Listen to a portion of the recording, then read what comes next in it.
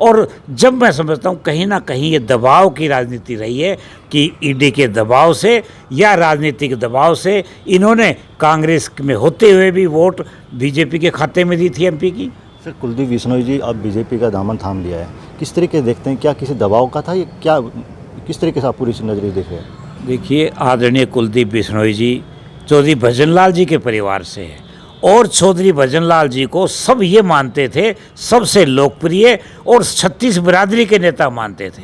लेकिन उसकी आड़ में कुलदीप बिश्नोई ने पहले बीजेपी से ही साथ किया था, उसके बाद बीजेपी को धोखेबाज कह करके, धोखे वाली पार्टी कह करके उसको छोड़ दिया और ये कहा ये अविश्वास वाली पार्टी है, इसमें कभी भी साथ नहीं दिया। फिर जनहित के साथ चुनाव लड़ा था, फिर कांग्रेस में आ गए और कांग्रेस में जब ईडी ने इनके ऊपर 10-12 जगह छापे पड़े, अब 200 करोड़ से आय से अधिक संपत्ति मिली है और ईडी की फाइल तैयार हो गई।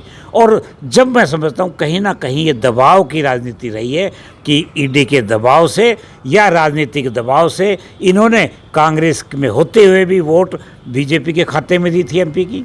तो कहीं ना कहीं दबाव है जो पूरा परिवार जिस बीजेपी को गालियां देते थे, जिस नरेंद्र मोदी जी को धोखेबाज कहते थे, आज वही कहते हैं सबसे अच्छे बेस्ट प्रधानमंत्री है तो भाई नरेंद्र मोदी है, बेदाग छवि के मुख्यमंत्री है तो आदरणीय श्री खट्टर साहब है, तो आज उनको ये कह रहे हैं। तो ये सब राजनीतिक दबाव में और ईडी के दबाव में आप करके उन्होंने बीजेपी ज्वाइन की है, पूरे परिवार ने की है, बल्कि चंद्रमोहन ने नहीं की।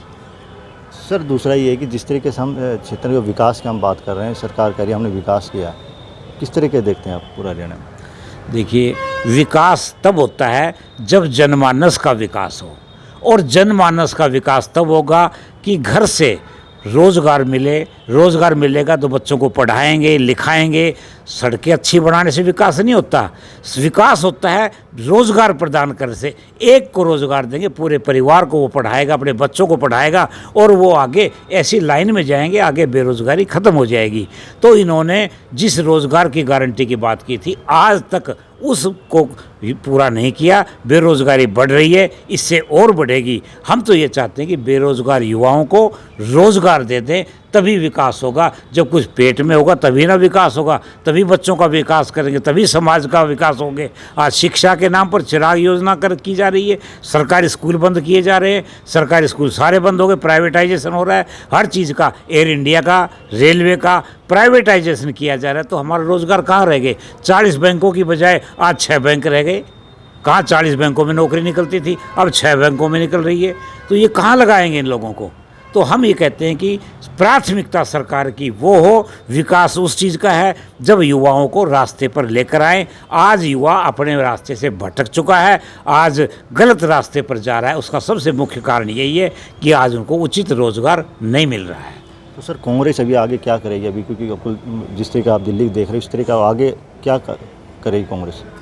हम तो हर लोगों के दिमाग में एक ही बात बैठा रहे हैं कि आप अगर रोज़गारी समाप्त करना चाहते हो, आज प्राइवेटाइजेशन को बंद करना चाहते हो, जीएसटी ये जो खाद्य पदार्थ इसको बंद करना चाहते हैं, महंगाई कम करना चाहते हैं, तो आपने किसी से लड़ाई करने की ज़रूरत नहीं है। एक मात्र आपको जो बाबा साहब डॉक्टर भीमराव अम्बेडकर ने जो मत का अधिकार दिया है, वोट का अधिकार दिया है, अपने वोट से सत्ता परिवर्तन करो, तभी आपका विकास होता है, तभी आपका रोज़गार मिल सकता है और तभी आप सुख की सांस ले सकते हैं। अन्यथा आपका ऐसा ही चलता रहेगा और देश विकास की ओर नहीं जा पाएगा। तो सर, 2024 किस तरीके देखते हैं आप? निश्चित रूप से भारतीय जनता पार्टी से लोग विमुख हो चुके हैं, खिलाफ हो चुके हैं और आज वो चाहते हैं इससे छुटकारा पाने के लिए। ऐसे में और कोई विकल्प केवल उनको दिखाई नहीं दे रहा, केवल मात्र कांग्रेस ही एक बड़ी राष्ट्रीय पार्टी है जो उनको विकल्प दिखाई दे रहा है। और इस विकल्प को लेकर के वो चाहते हैं कि हम किसी भी गांव में जाते हैं, हर गांव में जाते हैं, वो यही कहते हैं कि इस बार तो बीजेपी को हम वोट नहीं देंगे, कांग्रेस को लेकर के आएंगे ताकि हमारे बच्चे रोज़गार लगे, अच्छी शिक्षा ग्रहण हो। ये थे हमारे साथ डॉक्टर एम एल रंगा जी थे। उन्होंने कहा कि हम हर तरीके से लोगों के साथ हैं, क्योंकि जो विकास करेंगे तो विकास के साथ हैं, लेकिन विकास नहीं करेंगे तो उनके हम खिलाफ जरूर लड़ाई लड़ेंगे। रेवाड़ी से देशराज सिंह चौहान, हरियाणा तक।